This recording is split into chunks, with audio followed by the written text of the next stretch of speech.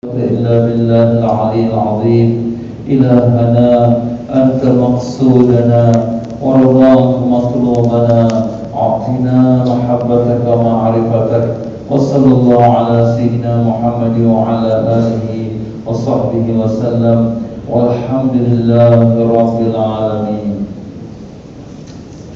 رب اشرح لي صدري ويسر لي أمري واحلل عقدة من لساني يفقهوا قولي. Muslimin dan muslimat rahimakumullah, Assalamualaikum warahmatullahi wabarakatuh. Alhamdulillah, syukur kita kehadirat Allah Subhanahu wa taala.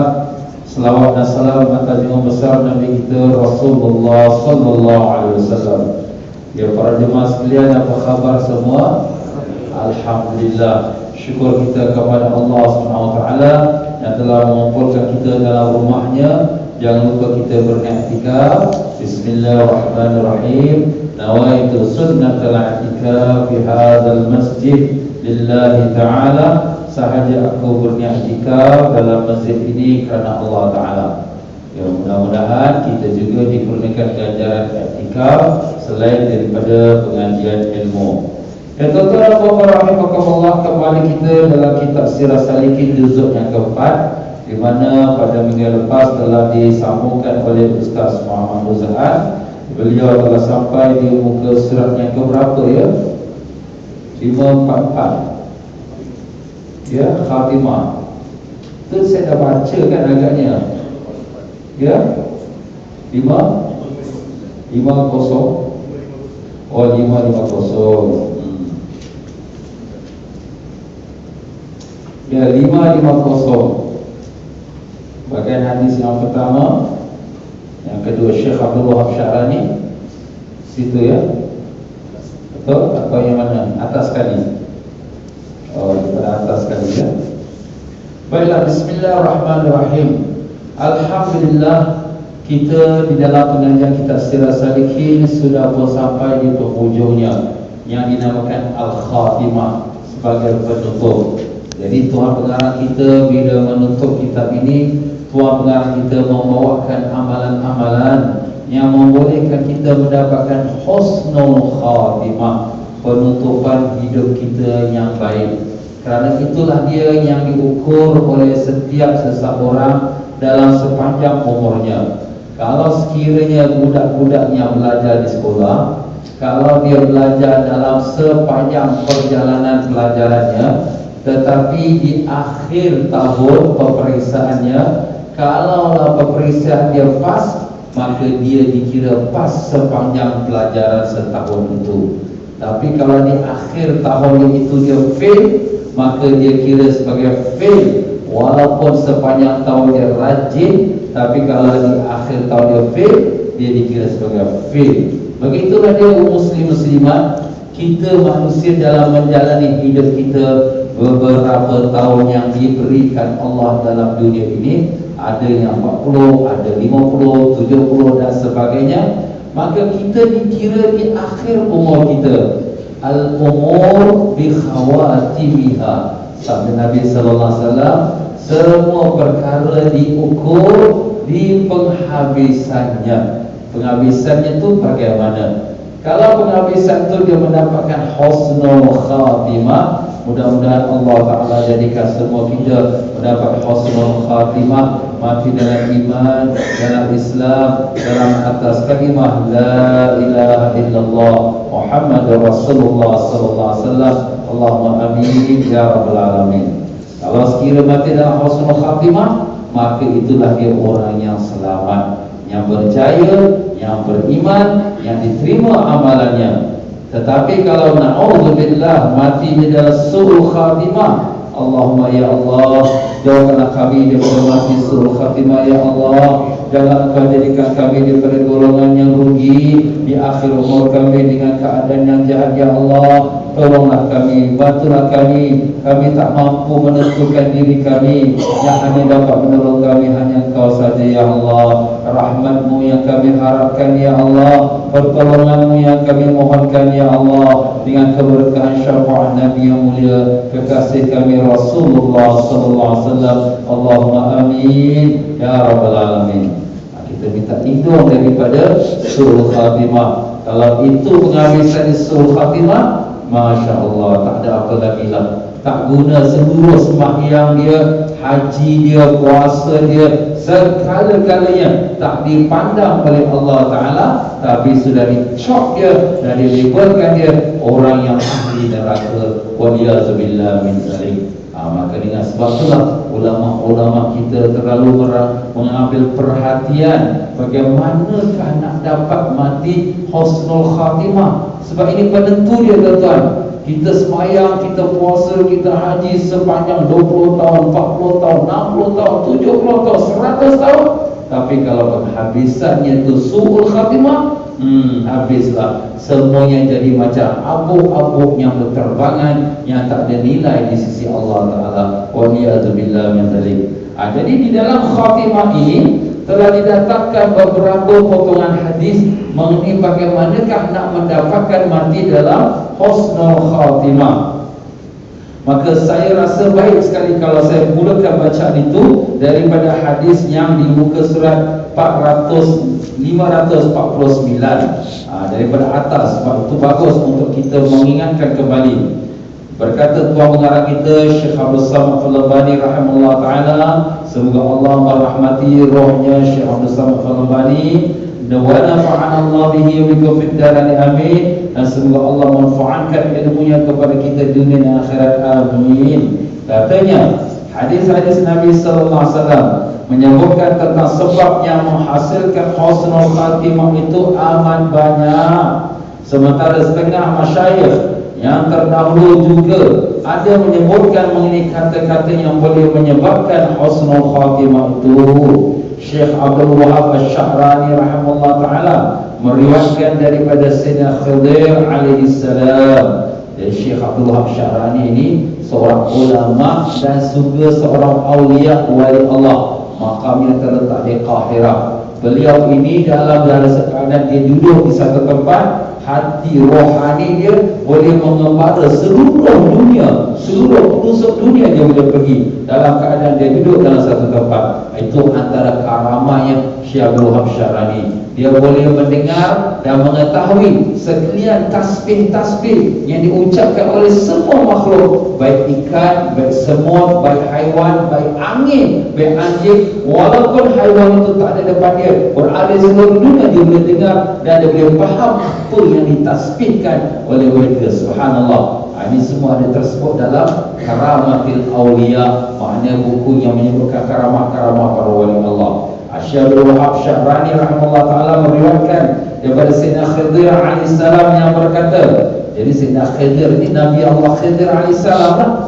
Nabi Allah Khidir alaihissalam ini dia hidupnya bukan 1 tahun, 100 tahun, bukan 1000 tahun, beribu-ribu tahun. Dia hidupnya daripada sebelum zaman Nabi Musa alaihissalam. Tapi kisah dia masyhur dalam kisah Nabi Musa alaihissalam dalam surah Al-Kahfi, yang di mana dia bocorkan kapal, kemudian dia bangunkan rumah, dia membunuh seorang anak. Itu semua ada sebut dalam surah Al-Kahfi. Jadi Syekh Abdul Wahab Asy-Sya'rani meriwayatkan kepada Nabi Allah Khidir alaihissalam dengan berkata, Sa'altu 24,000 nabiyyin, aku telah bertanya kepada 24,000 orang para nabi. Mana Nabi Allah Khidir ni sudah bertemu dengan 24,000 para nabi. Semua para nabi dan rasul itu jumlahnya lebih kurang 124,000. Ada riwayat lebih sikit, ada riwayat kurang sikit, tapi yang masyhur 124,000. Daripada 124,000, Nabi Allah Khidir sudah berjumpa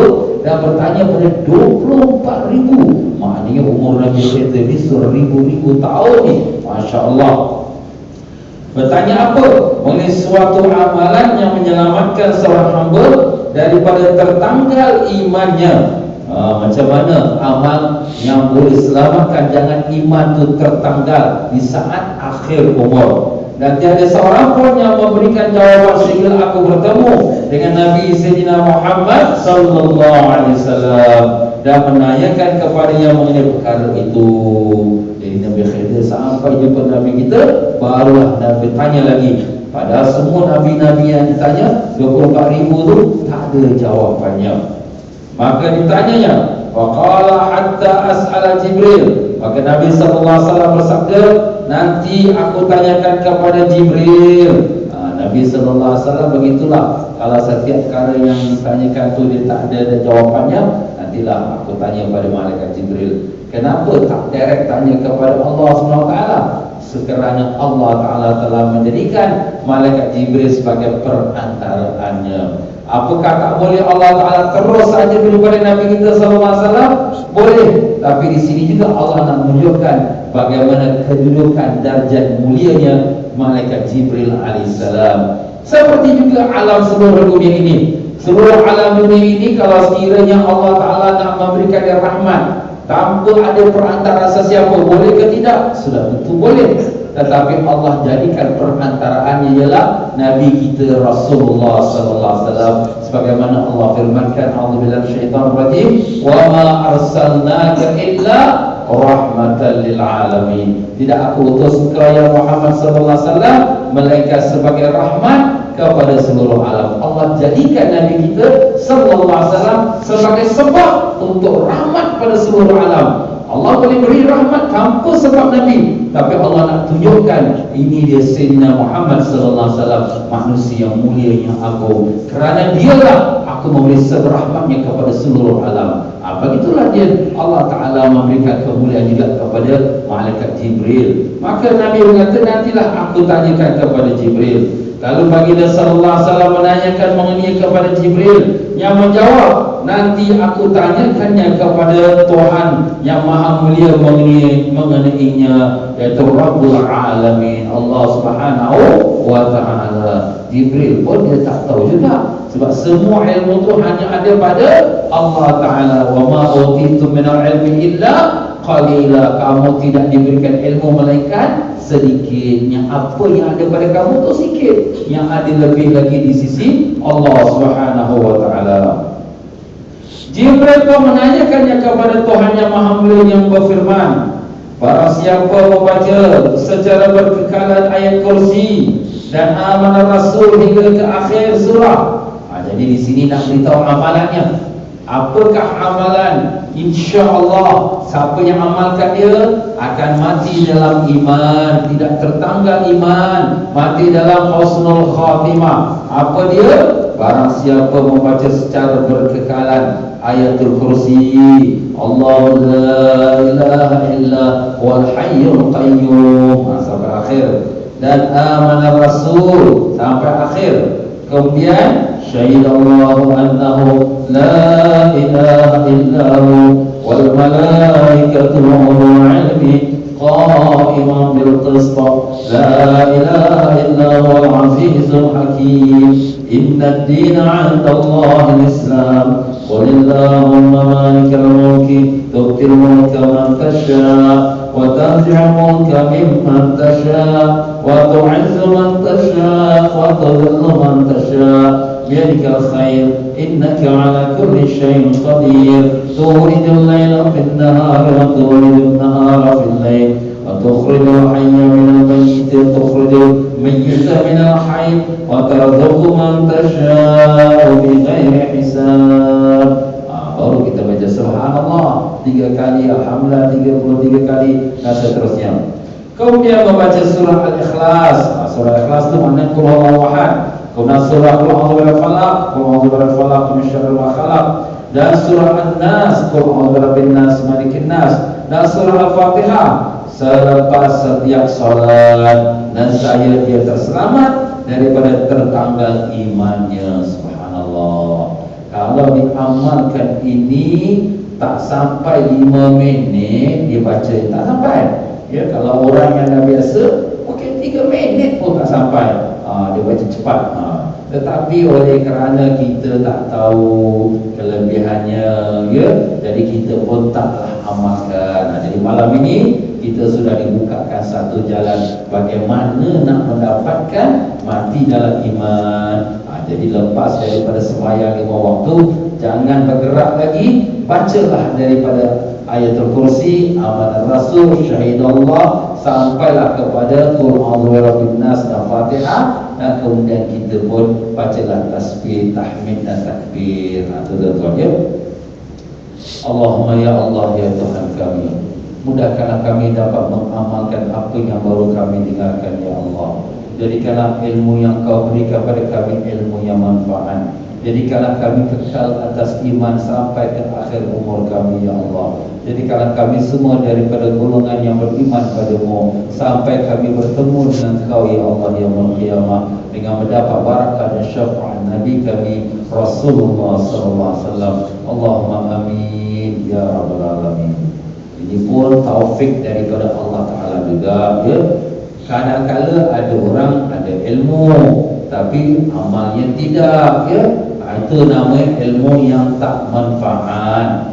Tapi kita ilmu sikit tak apa, tapi dapat amal. Itu yang penting. Ilmu banyak tak amal, sepertilah pokok tak ada buah, tak ada hasil, tak ada gunanya.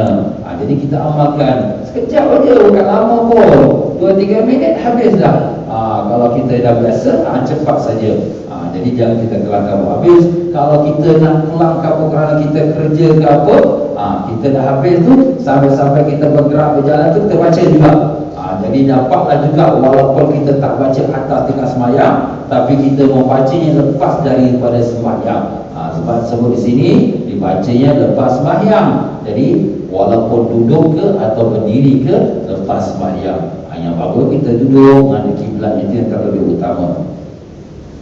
Syekh Abdul Wahab Asy-Sya'rani rahimahullah ta'ala meriwayatkan juga daripada Sayyidina Ali Al-Khawas. Jadi seorang kita, Syekh Abdul Wahab Asy-Sya'rani, dia meriwayatkan daripada Nabi Allah Khidir alaihissalam. Dari mana dia dapat cerita daripada Nabi Allah Khidir alaihissalam? Jawapan kita, dia bertemulah dengan Nabi Allah Khidir alaihissalam. Nabi Allah Khidir ini dia tak akan bertemu, melainkan dia bertemu dengan orang itu ialah seorang wali Allah. Itu dia Nabi Allah Khidir. Kalau orang biasa-biasa memang dia tak jumpa. Jadi begitulah, kalau orang tu memang dia jumpa Nabi Allah Khidir alaihissalam, itu memanglah dia tu seorang wali kekasih Allah SWT. Jadi di sini Nabi Syekh Abdul Wahab Asy-Sya'rani memang seorang wali Allah yang telah pun kita dengarkan tadi karamahnya. Syekh Abdul Wahab Asy-Sya'rani meriwayatkan juga daripada Sayyidina Ali Al-Khawas, daripada Sayyidina Daud alaihissalam. Syekh Sayyidina Ali Al-Khawas ni siapa dia? Guru dia. Guru dia, makam dia juga ada di Qahirah, di Mesir.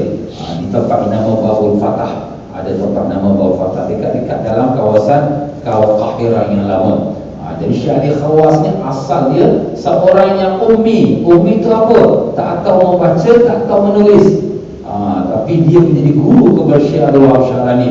Jadi masjid dia tu duduk depan lorong yang mana Syekh Abdul Wahab selalu jalan keluar masuk balik ke rumah dia. Sampai sekarang masjid itu masih ada lagi. Jadi apabila Syekh Abdul Wahab ini, dia seorang ulama besar. Syekh Abdul Wahab, dia mengajar di Universiti Al-Azhar. Ulama dia. Jadi dia nampak Syekh Ali ni, ala orang ni baca pun tak tahu, menulis pun tak tahu, jadi guru pula, jadi ulama pula, jadi wali Allah ke? Alah, dia memperlekehkan. Tetapi Allah Ta'ala nak tunjukkan bahawa Syekh Ali ni memang seorang wali Allah. Jadi satu ketika Syekh Abdul Wahab ni, dia sama isteri dia ada selisih faham. Jadi Syekh Abdul Wahab nak pujuklah isteri dia, janganlah merajuk, aku jadi kuda lah, kau ni atas aku pusing satu rumah. Jadi Syekh Abdul Wahab pun jadi kuda, ini dia pun atas dia, pusing satu rumah. Nak pujuk isteri, jangan merajuk. Kita tak buat macam tu tuan-tuan, tapi ni ulama ni buat. Kenapa? Nak jaga hati isteri. Tuan-tuan apa kena jaga hati isteri, jangan sampai kena merajuk. Kalau ada merajuk, bagi dia tolong tahu, bagi dia free program. Jadi apabila besok Syekh Abdul Wahab keluar nak pergi mengajar ke Azhar, dia lalu sebelah masjid Syekh Ali yang sedang mengajar murid-murid. Syekh Ali pun bawa satu cerita. Semalam ada satu ulama, dia jadi kuda, ini dia tolong akan dia pusing satu rumah. Syekh Abdul Wahab dengar, ya Allah, ini aku ni, macam mana pula orang tua ni tahu tak? Tak ada siapa dalam rumah aku tu. Oh, rupanya dia ni wali Allah. Nampak tuan-tuan? Dia pun duduklah tengah Syekh ni ajar. Subhanallah, ilmu yang tak dapat nak ukur luasnya ilmu Syekh Ali, wali Allah tuan-tuan. Dari situlah Syekh Abdul Wahab belajar dengan dia. Jadi antaranya dia meriwayatkan daripada gurunya Syekh Abdul Wahab Syarani, meriwayatkan juga daripada Sayyidina Ali Al-Khawas rahimahullah ta'ala, daripada Sayyidina Daud alaihissalam, daripada Nabi Daud alaihissalam. Mana pula dia jumpa Nabi Daud? Nabi Daud zaman Bani Israel, Syekh Ali Al-Khawas zaman kita umat Nabi Sayyidina Muhammad sallallahu alaihi wasallam.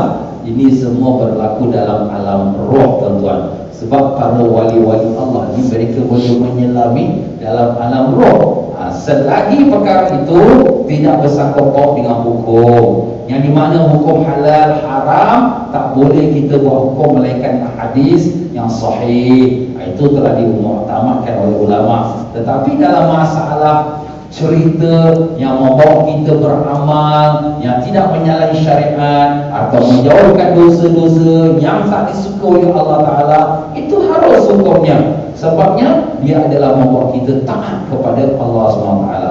Seperti di sini, apa katanya daripada Sayyidina Daud alaihissalam yang berkata, maqala kulla yawmin thalatha marrat sabahan wa masa'an subhanal daim subhanal qa'im subhanal hayyul qayyum subhanallahi wa bihamdihi subhanallahil azim wa bihamdihi subhanallahil malikil quddus subhanallahi rabbil malaikati waruh. Sampai situ dia punya zikir dia tu, subhanal daim dan sampailah waruh. Fa'innahu yamutu ala al-islam min ghairi syakkin wala taraddudin wala tawaqqufin. Artinya, barang siapa yang berkata setiap hari 3 kali, pagi dan petang. Jadi pagi dia baca 3 kali, petang dia baca 3 kali daripada perkataan subhanal daim, maka saya dia mati dalam keadaan beragama Islam tanpa sebarang keraguan, tanpa tolak dalil dan tanpa halangan. Jangan bimbanglah, mati dia dalam iman dan mati dia dalam Islam. Tapi nak dapat amal-amal ni tuan-tuan, dia merupakan taufik daripada Allah Ta'ala. Kalau seseorang itu sudah Allah Ta'ala memang tulis dia mati dalam iman, InsyaAllah mudah bagi dia. Baguslah ni, dia pun amalkan. Alhamdulillah, mudah bagi dia. Sampai dah hafal dah, mudah bagi dia. Pagi petang tak habis. Alhamdulillah. Ini semua doa-doa ni wirid-wirid kita tuan, bukan berat pun. Tak payah nak angkat 1 kilogram pun tak payah. Cuma kat lidah saja. Cuma nak tak nak saja. Allahumma ya Allah, dengan berkat syafaat Nabi sallallahu alaihi wasallam, dengan berkat ilmu yang kau ajarkan kami pada malam ini, mudahkanlah kami mengamalkan amalan-amalan zikrullah yang membawa kami mati dalam iman ya Allah. Kami bimbang di akhir umur kami ya Allah. Kami tak tahu bagaimana akhir umur kami ya Allah. Tolonglah kami ya Allah. Jangan kau matikan seseorang kami melainkan di atas kalimah la ilaha illallah Muhammadur Rasulullah sallallahu alaihi wasallam. Allahumma amin ya rabbal alamin. Sebenarnya mati di sakratul maut itu tuan, ulama-ulama mengarang kitab banyak, dan banyak ulama mengatakan cukuplah bagi aku dengan membimbangkan akan perihal matiku untuk memikirkan daripada sekalian urusan-urusan dunia lain. Tak payahlah. Maknanya fikirkan nak mati ni tak tahu mati iman ke tak iman ke, ini sudah merusingkan aku ni. Begitulah dia tuan-tuan dan puan-puan. Kenapa? Karena itulah putusnya, dia punya natijahnya, dia punya keputusannya. Kalau pas, selamat masuk syurga. Fail, masuk neraka. Waliyahzubillah mazalik. Nampak tak tuan? Bukan mudah ni. Itu orang puji Allah, gairah dia ni ulama ibadat, tak tinggallah. Sekali mati, pop, na'udzubillah, tak ada iman. Habis semua. Orang wow, semua orang datang jenazah dia, tapi dia sebenarnya mati tak ada iman. Di akhirat neraka. Waliyahzubillah. Orang tak tahu, tapi yang tahu hanya Allah Ta'ala. Sebab itulah sini kita selalu minta pada Allah. Jangan kita bosan. Allah Ustaz, kita dah minta dah mati dalam iman, dah minta sampai akhir umur kita. Karena kita tak tahu di saat mana yang kita minta itu terbuka pintu, Allah kabulkan doa dan Allah terima doa. Kita tak tahu. Mungkin waktu petang, mungkin waktu tengah malam, mungkin lepas maghrib, mungkin lepas isyak, tengah-tengah kita belajar, Allah buka pintu kabulnya, kita berdoa, Alhamdulillah, Allah dah tulis orang ni mati dalam iman, Alhamdulillah. Ini yang kita minta tuan-tuan. Tapi kita tak tahu, jadi kita teruskan permintaan kita dengan Allah Subhanahu Wa Taala. Hakim Al-Tirmizi rahimahullah taala berkata, Ra'aitullaha fil manami, aku melihat Allah Ta'ala dalam mimpiku.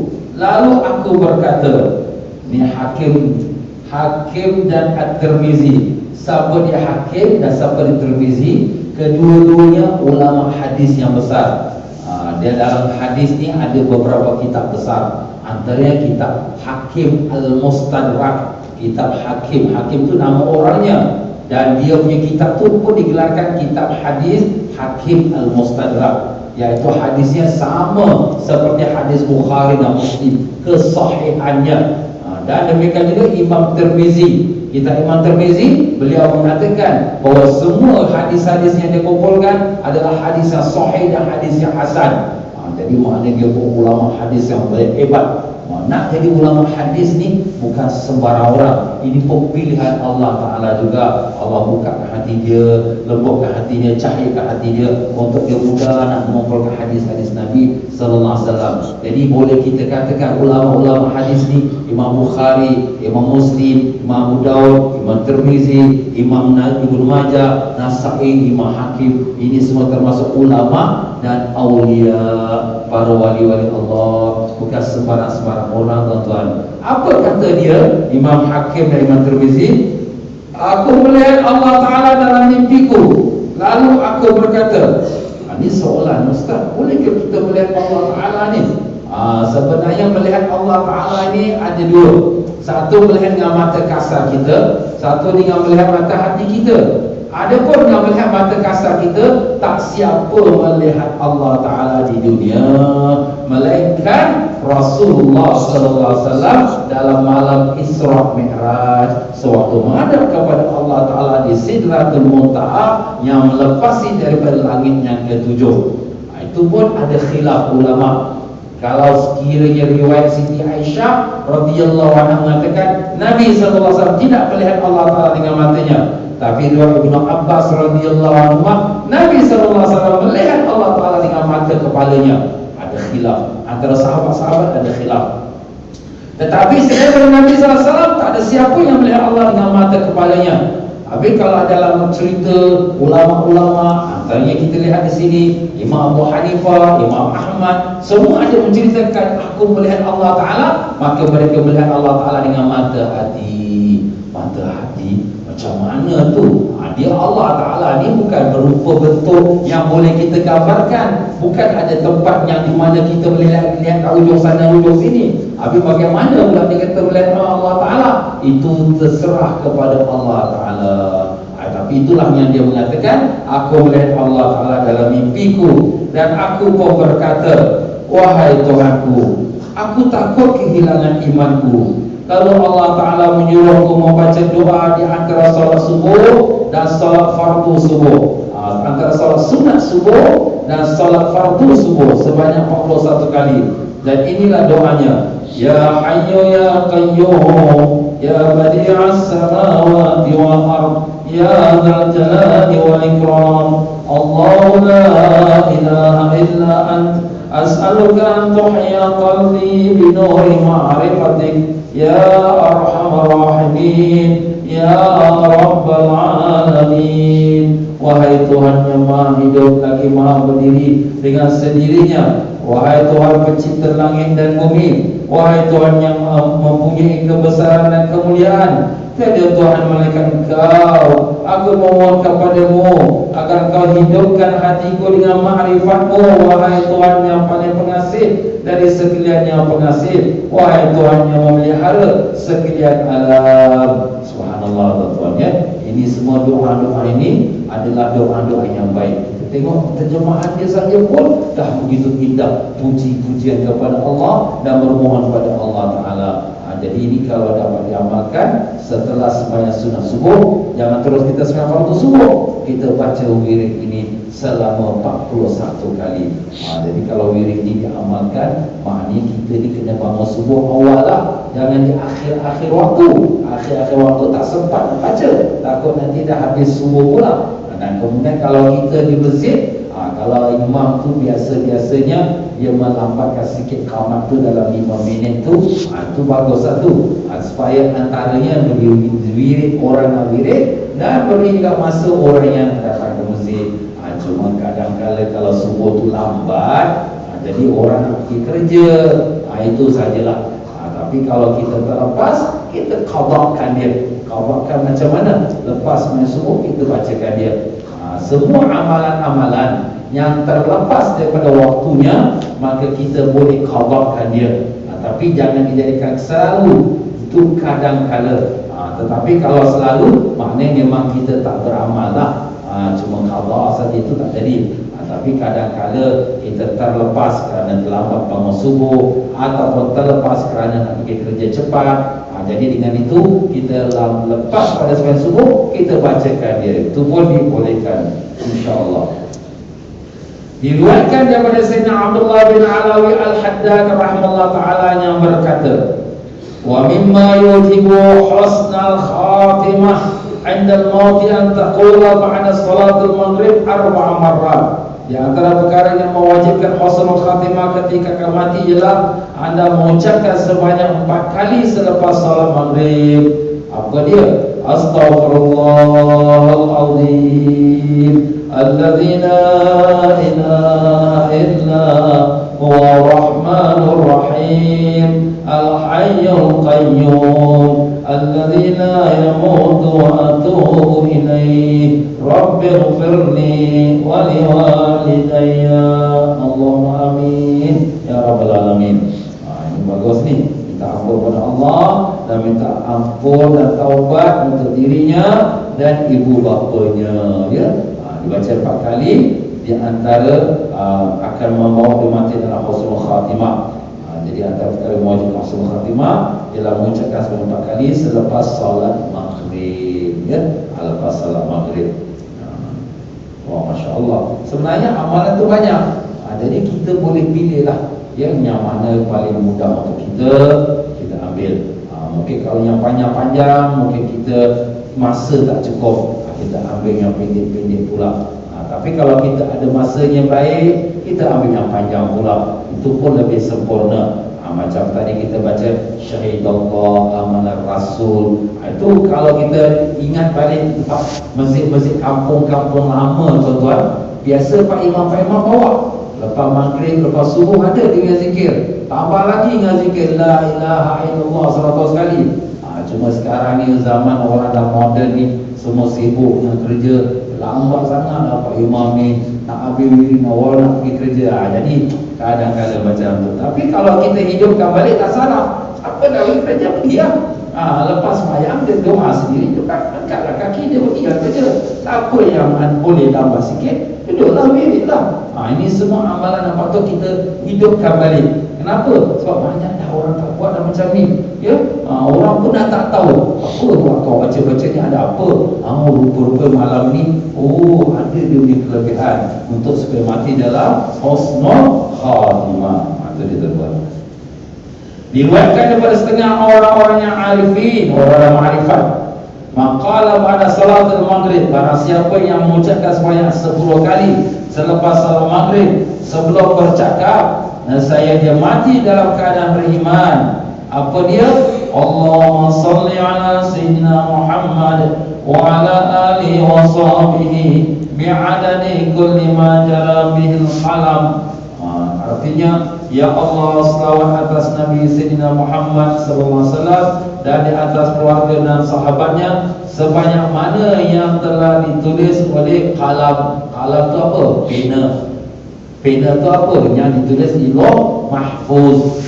Jadi Allah SWT pertama sekali menjadikan makhluk selain pada Nabi kita SAW ialah menjadikan qalam. Dan Allah Ta'ala berkata pada Uktub, tulis. Maka dia tulis daripada hari yang Allah jadikan dia sampai hari ini, terus dia tulis.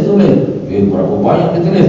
Tulis segala perkara yang akan berlaku, yang sudah berlaku, semuanya ditulisnya oleh kalam itu.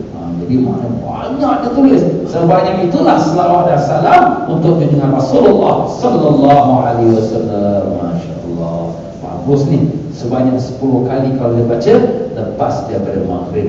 Jadi lepas maghrib banyak amalan tuan-tuan ni. Kalau kita dapat amal bagus ya, insya-Allah. Di antara ungkapan yang menyebabkan berlakunya husnul khatimah dalam keadaan beriman ialah riwayat daripada Imam Abu Hanifah rahimahullah taala yang berkata, "Ra'aitu Rabbal Izzati fil manami 99 marrah." Subhanallah. Aku telah melihat Tuhan yang Maha Mulia di dalam mimpiku sebanyak 99 kali dan berkata dalam hati. Nampak tuan-tuan, jadi Imam Abu Hanifah ni masya-Allah. Ulama kita ni tuan-tuan yang empat imam, Imam Syafi'i, Maliki, Hambali, Hanafi, mereka bukan sekadar orang ada ilmu atau kita kata ulama, tapi mereka juga adalah awliya, wali-wali Allah. Mereka ni bukan sembarang orang. Sebab tu kadang-kadang kita sedih lah zaman sekarang ni ya. Ada orang sampai memperleceh-lecehkan, siapa Imam Syafi'i, siapa Imam Abu Hanifah, aku pun boleh keluar Quran hadis. Masya Allah tuan-tuan. Orang-orang yang kita lihat di sini, ulama-ulama kita bukan sekadar ada ilmu, tapi orang yang telah Allah angkatkan darjat mereka. Sebab itulah bersyukur pada Allah. Mudah-mudahan Allah kekalkan kita di atas amalan Ahlus Sunnah wal Jamaah kita sehinggalah sampai ke akhir umur kita. Amin ya rabbal alamin. Kata Imam Abu Hanifah rahimahullah ta'ala, aku telah melihat Tuhan yang Maha Mulia di dalam mimpiku sebanyak 99 kali dan berkata dalam hati, jika aku melihat Tuhan Tabaraka wa ta'ala genap kali yang ke-100, aku akan menanyakan kepadanya mengenai sesuatu perkara yang menyelamatkan makhluk daripada siksaannya pada hari kiamat. Imam Abu Hanifah berkata, maka aku pun melihat Allah Ta'ala dalam mimpiku dan aku bertanya, yang keberapa tu dia lihat? Yang ke-100 pula. Wahai Tuhanku yang Maha Mulia, peliharaanmu dan Maha Besar pujianmu serta Maha Suci nama-namamu. Dengan apakah hamba-hambamu terselamat daripada siksaanmu pada hari kiamat? Jadi jawab Allah Ta'ala, qala subhanahu wa ta'ala, maka Allah berfirman, barang siapa di pagi dan di petang hari mengucapkan Subhanal aib abadil abad, Subhanal wahidil ahad. Kita tengok atas baris yang pertama tu, Subhanal abadil abad, Subhanal wahidil ahad, Subhanal fardis samad, Subhana man rafa'as samaa bighairi amad, Subhana man basatal arda ala ma'in jamad, Subhana man khalaqal khalqa wa ahsahum adada, Subhana man qasama rizqa wa lam yansa ahada. Tambahkan alif di situ ya. Jadi bila saya baca ahada tu ada alif itu. Subhana man la yattakhidh sahibatan wa la walada. Tambahkan alif. Subhanalladzi lam yalid wa lam yulad walam yakul lahu kufuwan ahad. Sampai situ. Bagus ini, masya-Allah. Allahu Akbar. Jadi sesiapa yang bacanya, maqala bil qada wal ashi, sesiapa yang baca di pagi hari dan petang hari, tak kira lah sekali ke berapa kali ke, sekurang-kurang sekali pun dah okey lah tu. Kira lepas subuh ke, lepas maghrib ke, atau lepas asar ke, pagi dan petang. Subhanal abadiyal abad, Subhanal wahidil ahad, Subhanal fardis samad, Subhana man rafa'as samaa bighairi amad, Subhana man basatal arda ala ma'in jamad, Subhana man khalaqal khalqa wa asahum adada, Subhana man qasama rizqa wa lam yansa ahada, Subhana man la yattakhidh sahibatan wa la walada, Subhanalladzi lam yalid wa lam yulad wa lam yakul lahu kufuwan ahad. Sampai baca ini hingga akhir ina saya dia terselamat daripada siksaan-Ku pada hari kiamat. Jadi kita bacalah, amalkan lepas subuh, lepas asar ke, ya, atau waktu-waktu duha, atau waktu-waktu dalam pukul petang, pukul 5, pukul 6. Bila-bila masa dia tak sebut lepas semayang, dia sebut pagi dengan petang. Jadi kita ada kelonggaran di situ. Pagi petang tu luas sikit masanya. Kita pun ingat ke, petang ni aku belum baca lagi lah zikir ni. Ambil. Oh, ustaz tak hafal kita fotokopi. Kita fotokopi buku kita ni, yang mana bab doa-doa ini, kita besarkan dia sikit, kita tampaklah kat tempat dalam bilik solat kita ke, atau dalam buku doa kita, bilik kita tu. Jadi bila kita amal dah kita hafal, ya. Ini semua bagus tuan-tuan. Alhamdulillah, itulah namanya ilmu yang manfaat.